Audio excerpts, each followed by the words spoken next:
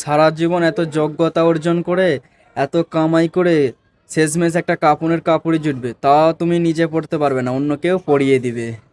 তাই এত অহংকার মানুষের কাছে দেখিয়ে কি হবে? এত অহংকার, এত কিছু, এইসব দিকে কিচ্ছু সাথে যাবে না। সাথে যাবে একমাত্র এই এত টাকা পয়সা, তাও কিচ্ছু যাবে না, সাথে যাবে তোমার আমল আর ইমান। তাই আমল আর ইমানের দিকে দৌড়াও। মানুষের চাহিদার শেষ নেই। মানুষকে যত দিবে ততই নিবে। মানুষের চাহিদার কোনো শেষ নেই। যার সাইকেল আছে সে বাইক চাই, যার বাইক আছে সে চার চাকা চাই। তাই মানুষের চাহিদার শেষ নেই। তাই অনেক তো হয়েছে, অনেক তো হয়েছে, এবার ছাড়ো না, এবার আল্লাহর পথে যাও না। কারণ আধার কবরে পড়ে থাকতে হবে। কুল্লু নাফসি জাইকাতুল মাউত, মৃত্যু সবার হবে। চিরস্থায়ী এই দুনিয়ায় তুমি আমি কেউ থাকবেন না। নবিরাতানি এই দুনিয়ায় থাকবে না চিরস্থায়ী। নবিরাতানি চলে গেছে, আমাদিগণও চলে যেতে হবে।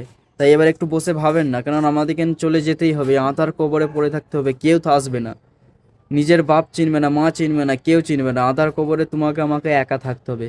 তাই এবার ভাবো, এবার ভাবো যে আমাদেরকে চলে যেতে হবে, কেউ থাকবে না। যখন আল্লাহর ডাক আসবে তোমাকে আমাকে সবাইকে চলে যেতে হবে, কেউ থাকবে না।